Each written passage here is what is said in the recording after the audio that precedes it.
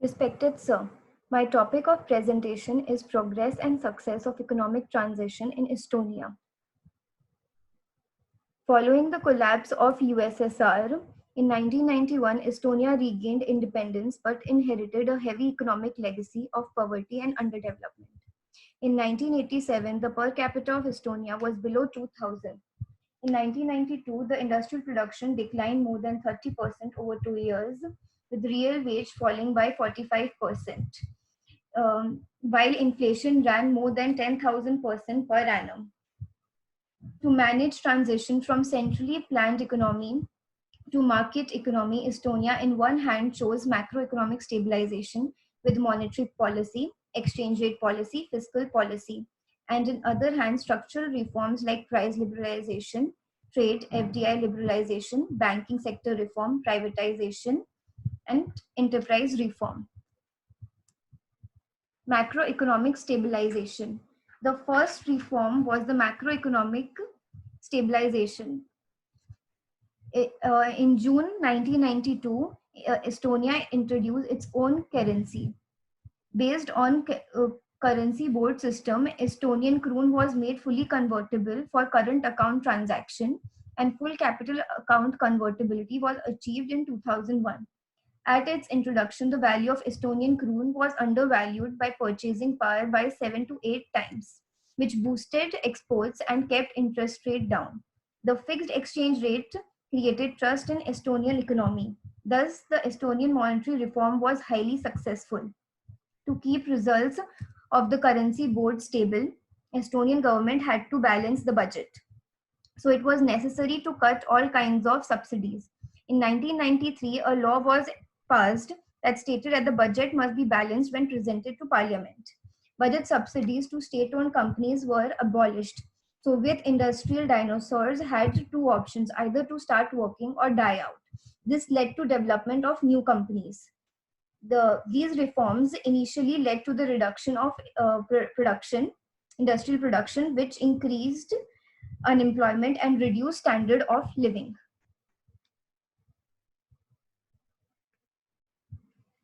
Already in 1993, Estonia started to see the first results of these measures. Macroeconomic situation was stabilized. Inflation decreased significantly from 1000% in 1992 to 89.8% in 1993 and 29% in 1995. Since 1997, inflation rate has come down to single digits. Liberalization. Liberalization in prices. In December 1992, comprehensive price liberalization was carried out. Most state-owned companies were made to compete in the marketplace, and they could determine their own production and employment. New firms could freely enter and exit. Liberalization in trade. Estonia opened itself to the world, liberalizing its trade policies and abolishing all export restrictions and import tariffs, making Estonia one free trade zone. This policy proved to be successful, boosting competition, reconstruction, and through this growth.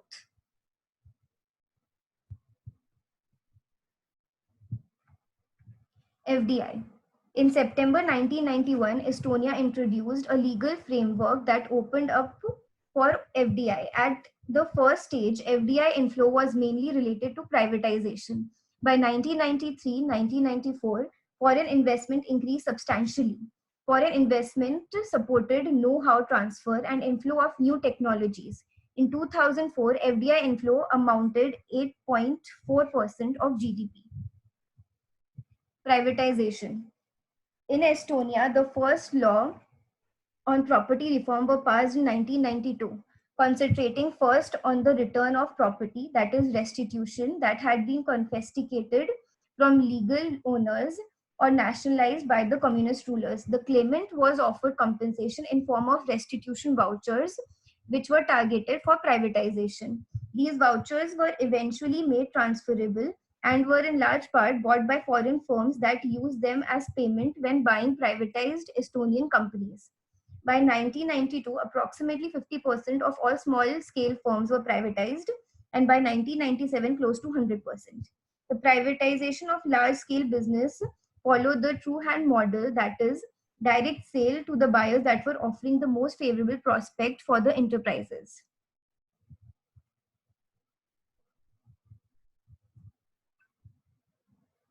By 1998, the privatization was almost complete.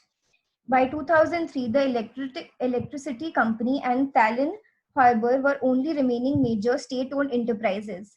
Since 1999, the private sector has been responsible for about three-quarters of the total production. Institutional and structural reforms. The economic performance of the market economy is likely to depend in large scale on the quality and specific set of rules and legal system. From Estonian experience, the most effective method of dealing with corruption and organized crime is implementation of market economy reforms and the development of civil society with the rule of law. If the rules are transparent and state has no authority to license business or restrict exports and imports, there will be no opportunities to pay bribes in those areas. Tax reforms. Estonia developed a tax system that favored saving and investment, which inspired people to create new values. The best solution for that was flat rate personal tax system, which was introduced in Estonia on 1st January 1994. Tax administration started to work more effectively and tax compliancy increased. The grey sector was badly hit and revenues of the state budget in Estonia started to increase rapidly. Tax reform also supported a rapid increase in economic activity. Estonia turned from the country of working class to that of entrepreneurs. This avoided massive unemployment. Financial reform. The Central Bank of Estonia was re-established in 1989 and was given substantial autonomy in 1993. Estonia did not keep any state banks and was very clear about its expectation of private banks. Estonia did not hesitate to let them go bankrupt when necessary. As a result, banks in Estonia have become the least corrupt among the European Union's new member states. Business support structure. The business support structure consists of two large foundations, Enterprise Estonia and Credit Export Guarantee Fund, CredEx. Estonia Enterprise was founded in 2000 by the Ministry of Economic Affairs. Enterprise Estonia provides financial products, advice, partnership opportunities, and training for entrepreneurs, research and development institutions. Since its foundation in 2000, CredEx's objective has been to improve the financing possibilities of the Estonian SMEs, reduce their credit risk in exporting, and to enable people buy and renovate their homes. Progress over the years. At the end of 2003, Estonia had completed most of the reforms and established itself as a fully fledged market economy. Estonia joined European Union and NATO in 2004 and Eurozone in 2011. Since 1995, GDP has grown consistently. In 2011, the real GDP growth in Estonia was about 8%. Structure of the economy. The important sectors of the Estonian economy are the processing industry, transport, warehousing and communication, commerce and estate, rental and letting, as well as business services. Agriculture and forestry amount to 2.2% of overall production, construction approximately 7%, government education and healthcare more than 17%. Agriculture and forestry. Only 3% of the workforce is employed in agriculture, but their productivity is 20% higher than the country's average. The sector yields just more than 3% of the overall production and 1.7% of GDP. Recent years have seen Estonian agriculture enterprises getting bigger. Modern technologies are being used more and more. The forest is among Estonia's most important natural resources. It provides raw material for timber, paper, furniture industries, which make up to 6% of overall production and employ more than 4.5% of workforce. Processing industry. The most important branch among the processing industry in Estonia is mechanical industry. Then there is timber and paper industry. Then food industry, chemical industry, metal industry. The labor force is becoming more expensive, but increased skills and investments are some of the reasons for the changes. Information technology.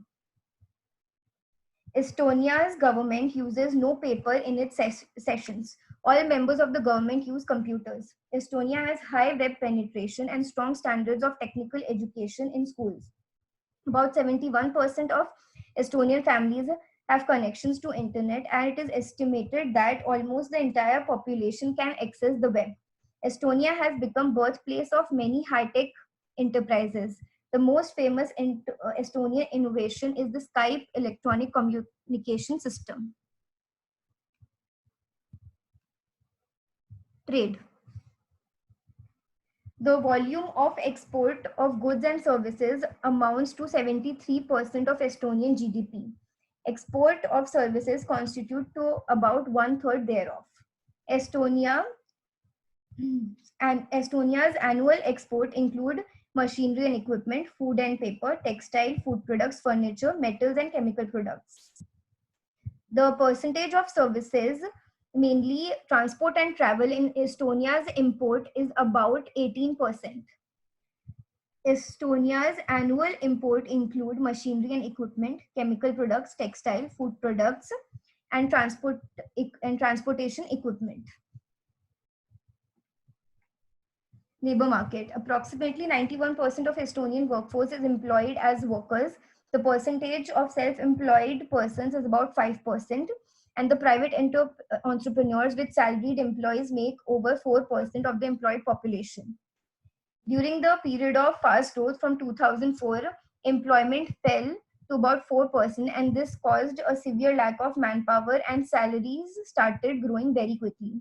In 2011, the average monthly net salary in Estonia is about 806 euros. In 2013, it was 976 euros. This figure has grown consistently to 1,310 euros as of 2018.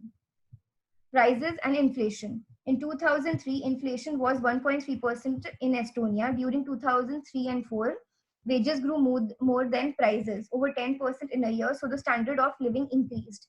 But after joining European Union, prices started to rise more quickly.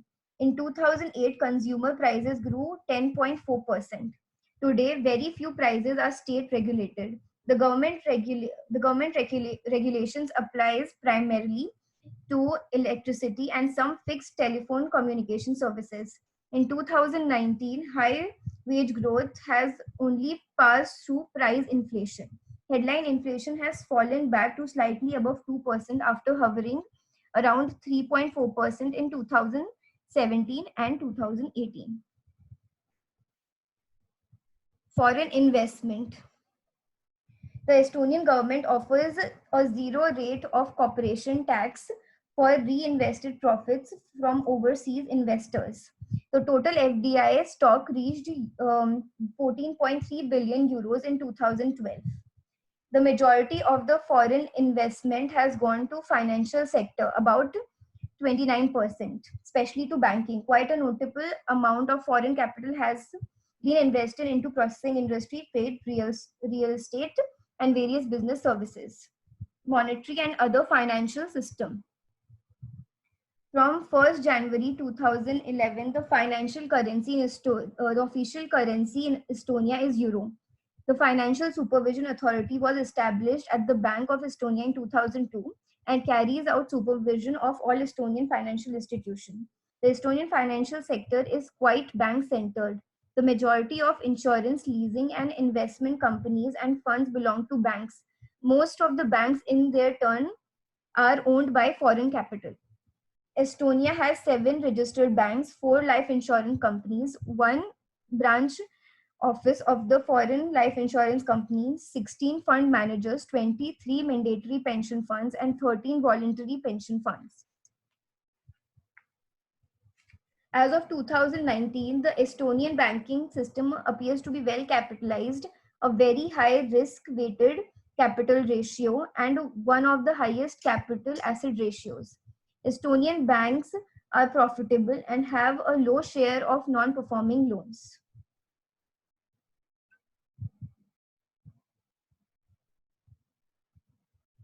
State finances and economic policy. Estonia's government budget has been more or less balanced, and at times there have been even surpluses. The budget reserves produced by surpluses enabled the Estonian government to avoid borrowing during the crisis. Thus, its debt burden is among the lowest in Europe, only 6.2% of GDP. The tax system. The Estonian government gets majority of its tax uh, uh, revenues from taxes, 83% in 2010. Most important tax for the state are social tax, value added tax, personal tax, and corporate income tax. The tax burden was around 33% in 2019. The tax structure is relatively growth friendly. Indirect taxes are the major source of government revenue at around 14% of GDP. Most assets and savings are taxed at a flat rate.